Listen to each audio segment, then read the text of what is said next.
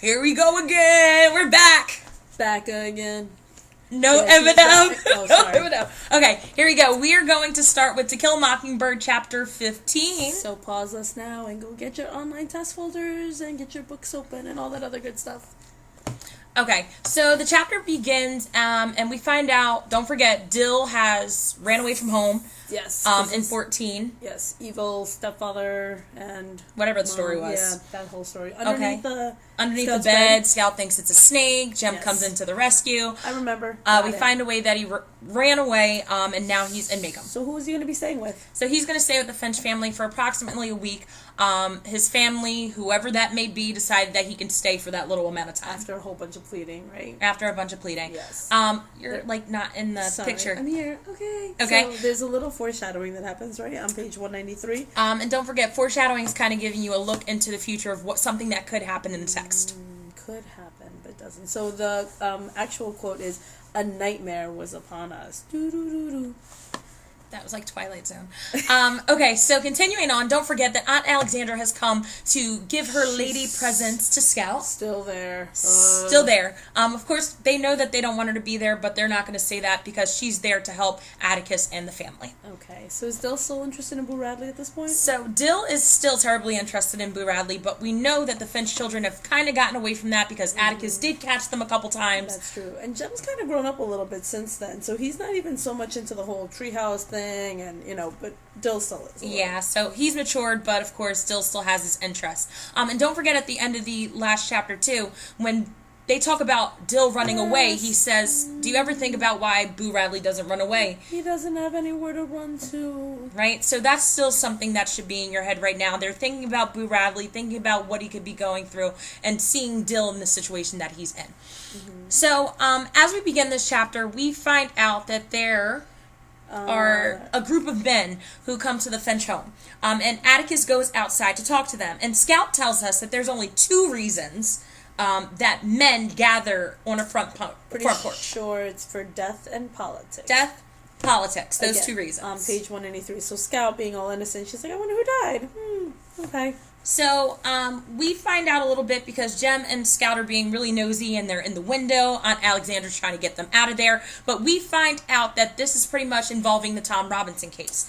That's that big case, and then they realize that they're moving him to the county jail tomorrow night. They're not keeping him in the Macomb jail. So the biggest fear of these men is they're afraid that a group, right? Think about the background work that we've done. What could that group be? What group could be in the South right now, knowing that there's a black man who's been accused of raping a white woman. Think of what group could be after him. And they're worried that something might happen to Tom Robinson. Exactly. So, since they're moving him to the county jail, they talk about how they're not looking for any trouble, but they can't guarantee that there won't be any trouble because obviously at the end of the day, it's out of their hands, right? And Atticus really tries to make a point to say this is Macomb, and the KKK doesn't exist here, and there's nothing that we should be worried about. But this group of men who include the sheriff, they're really concerned for Tom Robinson's well-being. Mm-hmm. Okay? So continuing on, they inform us that the trial is going to happen on a Monday. I think it's about Saturday at this point in the book already, and that's pushing us forward to what's going to happen next. Exactly. All right, so then we meet Link D's, and he informs the reader that Old Sarum, this area of Macomb, has a bunch of men that are going to get together and that they should be worried about those men. Something's going on.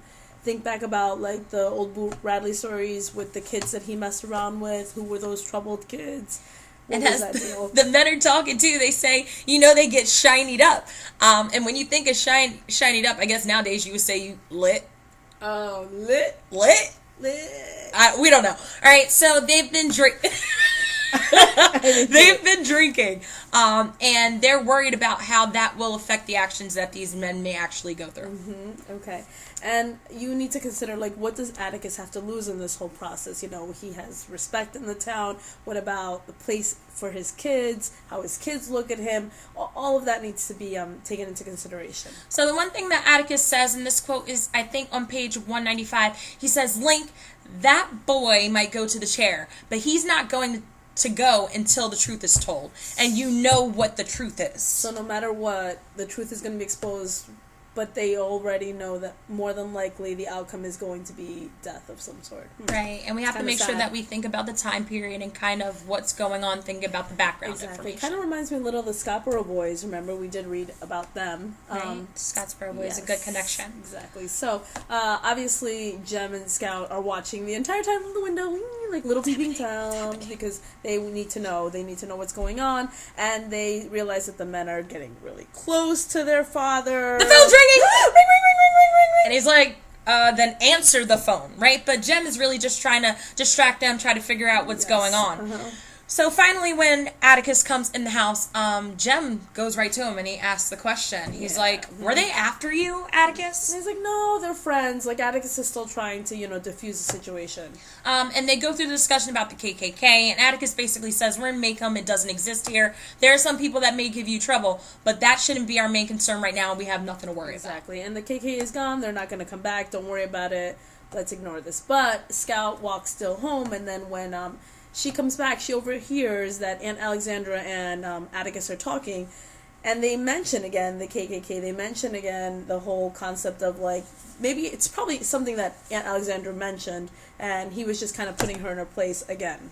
And then Jem actually says, Scout, while you're away, it's almost as if Auntie said that Atticus was disgracing the family, right? And if you think back to that whole cousin Joshua and what he did, and you think about Francis over Christmas, like the Christmas tree behind me, tree. And how he said that Atticus was disgracing the family, it's something that keeps coming up, and you have to question, why is it such a disgrace? Is him defending this black man such a big disgrace to the family? Because Aunt Alexandra obviously keeps making it an issue when we're here thinking it's a non-issue. So now it is, and at that moment, actually, that's when Jem also realizes that there's a possibility that Atticus could get hurt in this situation. Before, it was just a court case. Now he has to worry about the safety of his father. And the other big thing that's important is that he also says that he's scared. And for this whole time throughout the book, he's been saying, it's not time to worry, Scout. It's not time to worry. When the pants situation happened, he was willing to go back and he wasn't scared, even though he knew he could lose his life. But is it because he's growing up, and when we grow up, we're a little bit more fearful than we are when we're younger? Because, like when I was younger, I used to climb up monkey bars, not even care. Now I'd probably think about it twice. Right. We're older and we're very frail nowadays, exactly. Okay, so now, Mr. Underwood. Mr. Underwood is the only owner, the sole printer. He does everything for the newspaper. Newspaper man. The Maycomb Tribune. And we know that there was that political cartoon of Atticus in the newspaper a couple of chapters ago. So you know that Mr. Underwood is kind of well known he knows everything that's going on in the town. Exactly. And he obviously has his opinion about what Atticus is doing, just like everyone else in town. All right. So it's now Sunday. And Scout goes to see Atticus, and there's a bunch of men again, right? Yeah, we find out that Tom's finally been moved to the jail, right? Maycomb, that finally happened, even though it was just something that was talk. And now Atticus, he does something that the kids aren't used to him doing. He comes downstairs with an extension cord. He basically says, all right, kids, I'm going to say goodnight to you now because I'm not going to see you later. And he walks out and he leaves and he takes the car. And the kids are like, wow, that's a little something different, because there's two things that they said that they've never seen their dad do, or two things he really doesn't like to do. One of them is eat desserts, and I don't know how that's possible, because who doesn't love to eat desserts? I love to eat dessert. I can't be eating desserts anymore. No more desserts, guys. Well, that's the New Year's resolution stuff, but we're going to, I got desserts right here. Eating desserts, and the other thing was also that he never drives the car. So he always walks everywhere. He walks everywhere, because everything in Maycomb is right there. So they find this very peculiar, and after a while, and they set themselves into bed, Jem decides that they're going to go see what's going down. They're not just going to stay sleeping, because they know that something's up. They had a group of men already visit their house. Something was talked about the KKK. Jem is realizing his dad could hurt. We're going. It's happening. So they decide that on their way they are very protective of their father. And that's something that you usually see it going the other way, the father being more protective of kids. But Atticus really trusts his kids. And he kind of lets them do and lets them figure things out.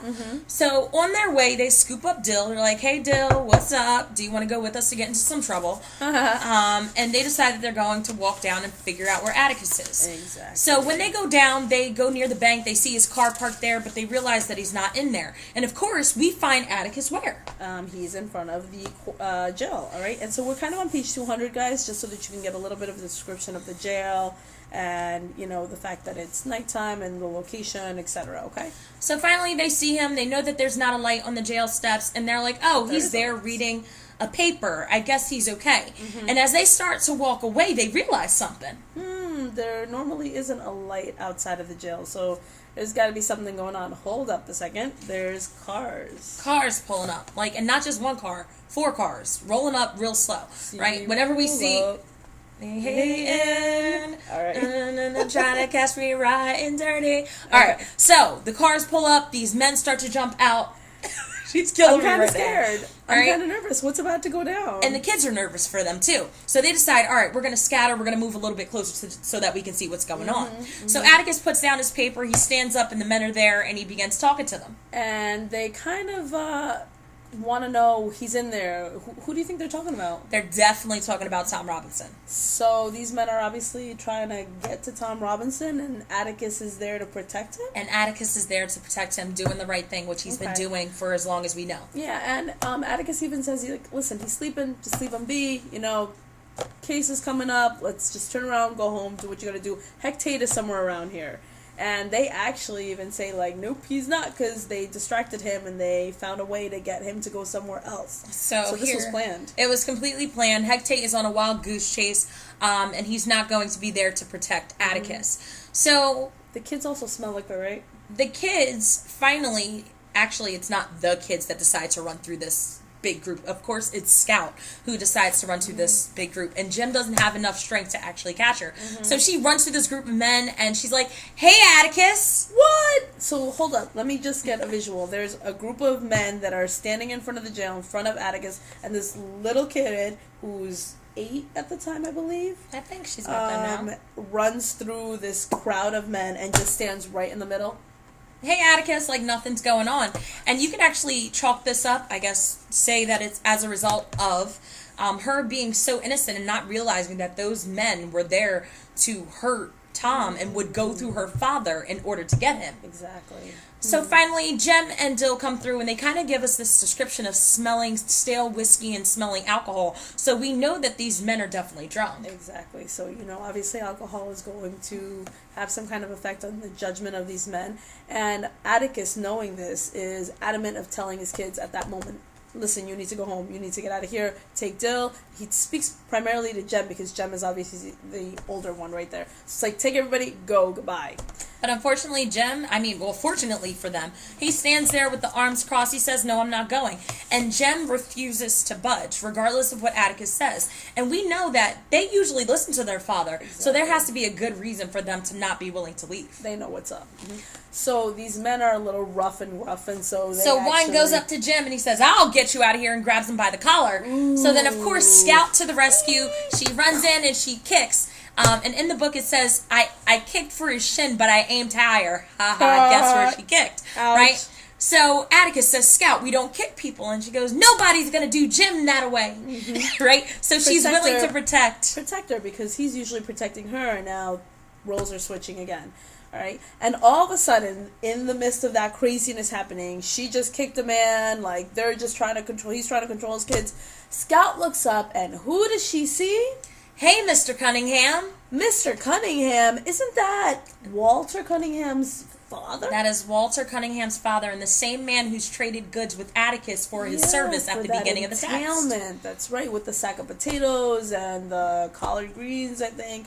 All that stuff. He's that poor farmer. So as she sees Mr. Cunningham, she begins talking to him. She starts talking about the fact that, entailments are bad, and she starts talking to him about things that he would understand.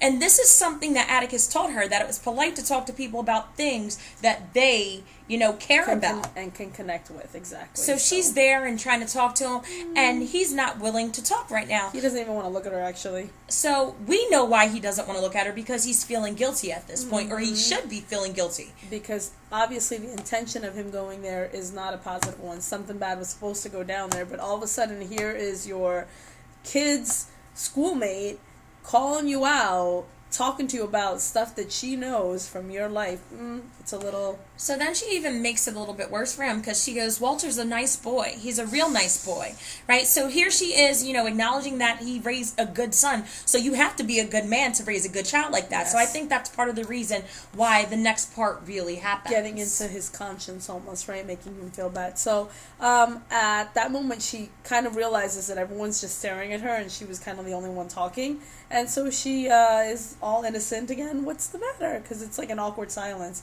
And Mr. Cunningham finally acknowledges everything that Scout said, and he's just realizing that what he's doing is something wrong. He bends down, grabs her by her shoulders, and kind of, in a fatherly, warming, protecting kind of way says, hey, I'll tell him you said, hey, little lady. Little lady. And that's really important, too. I think this is the first time in the text that you hear Scout being called a little lady and someone not judging her for being something other than that. Yes. So that's a really important point right there, that she walks through this crowd of men. She's very strong and brave right now. But that ability for her to soothe down this angry crowd shows that she was ladylike at that moment.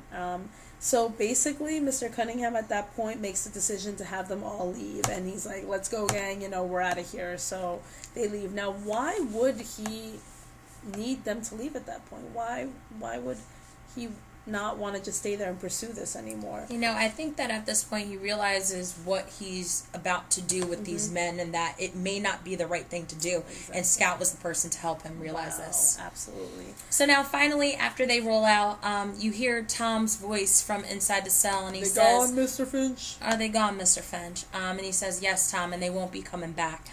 So they decide to start packing things up, but we also find out that there was somebody else who was on the lookout. Mr. Underwood, the editor, the newspaper guy, was with his shotgun. What? He was ready to help out if he needed to. So it's nice to see that there's people that are actually willing to help Atticus and the cause. Exactly, whether they agree or disagree with it. Yeah, that's awesome. The good thing. So now they decide that they're going to go home. Dill decides to grab the chair. He's being the perfect gentleman. Scout and Dill are kind of walking behind Jem and Atticus walking up front. And Scout surely believed that her brother was going to get scolded as they were walking home.